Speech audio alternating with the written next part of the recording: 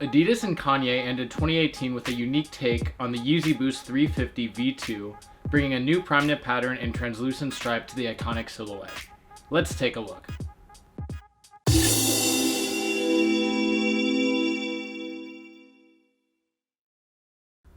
Hey all, what is up? Reese here, and I've got a brand new sneaker review to bring you.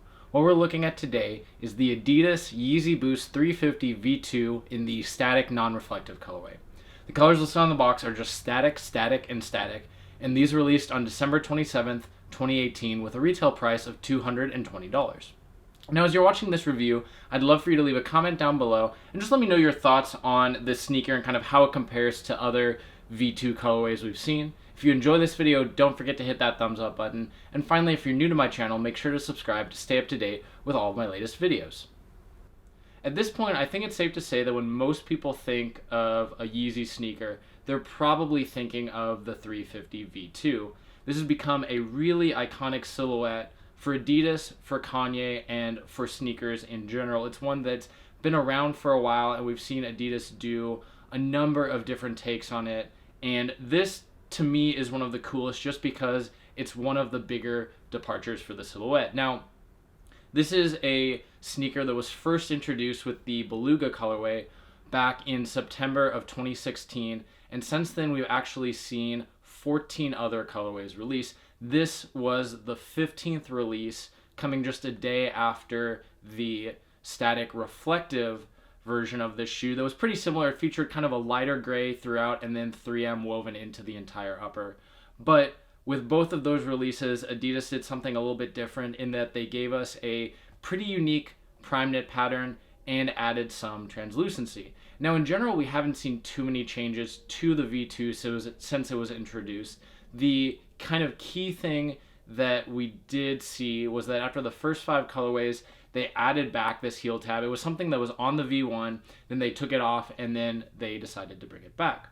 Other than that, the only real departure we've seen for the silhouette is that a few colorways have kept the upper simple, whereas most have the side stripe with Supply 350 text. A couple kept the entire upper one color, so even though you had the Supply text, it was the same color as the stripe and the rest of the upper, so you basically didn't have that text there. What we've got here, though, are a couple different things. As I mentioned, a new Primeknit pattern, and it's basically just a mix of a lot of different Primeknit patterns kind of colliding together, going along with the simple gray and white upper that kind of helps to give it that static look that they were going for.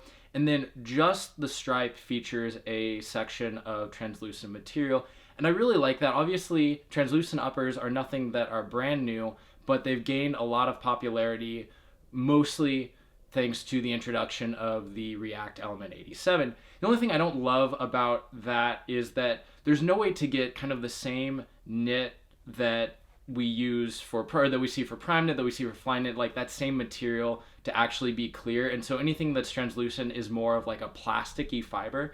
And so with the Element 87s, for example, the fit just doesn't feel quite as natural as what you can get with a nice mesh or a knit upper, because it doesn't flex quite the same way with your foot. And so here we kind of don't have to worry about that because it's a lot smaller. It's not kind of a crucial part of the fit. And it also means that the translucency is just an element of the design and not the entire thing. You can still get some nice pops of color depending on what your socks are, but they don't have to drive the entire look. Overall, I'm really happy to have grabbed these. I know it's a little bit late getting this video out, but I did want to make it here. I haven't had a chance to wear these really with winter weather here in the Midwest, but I'm excited to get these on feet and kind of start wearing them. With all that said, though, we'll dive now into a close-up view where we can take a look at the colors, materials, and everything going on with this sneaker. Kicking it off with a quick look at the box, you got your typical V2 box with the gray cardboard and then branding in black. You've got 350 there on the top, Boost on the side. It's a pull-out box. You've got Yeezy Boost 350 made by Adidas, adidas.com/Kanye, and then the Adidas Originals logo right there. And then same thing on the other end, but it's also got your size and information tag. Getting into the shoe itself, we'll take a look first at the Primeknit. You can just see from here, you've got a ton of different patterns going on. You can see they kind of just abruptly switch from one to another. So like right here and back here, you've got different ones up here. The inside of the shoe, you can really see that clearly. I think it looks great with this color combo. You've basically just got a lighter shade of gray and then white. And so it's not enough contrast between those two to really throw things off. It just kind of has the right amount of pop and really goes well with that static theme. You got your normal seam up the middle there with white stitching, white cloth pull tab right there. The lining of the shoe is white. You've got your 3 stripes right there in white as well, with the Adidas Yeezy branding on the white insole with the Adidas Originals logo. That's not going to really focus up.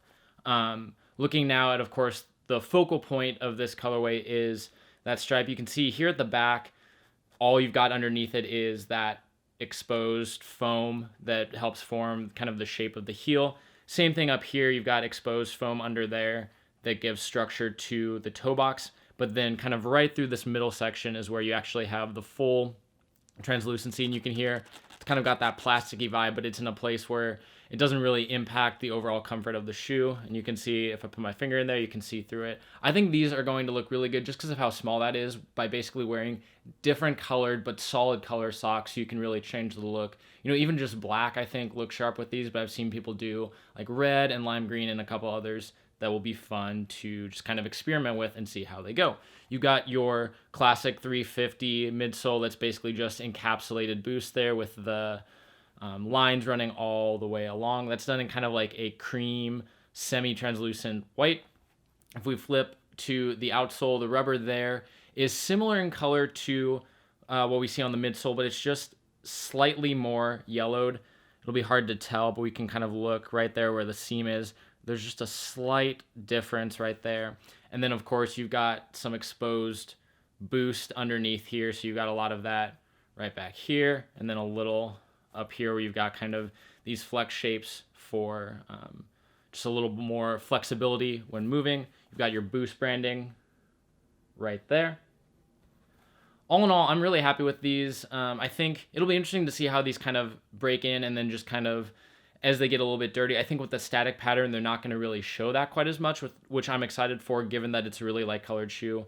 So yeah, I'm really just excited to start wearing these. If you haven't already, leave a comment down below and let me know just what you think about this colorway, you know, compared to other V2s, compared to even the other, like the static reflective pair. But with all that said, thank you so much for watching and have a great day.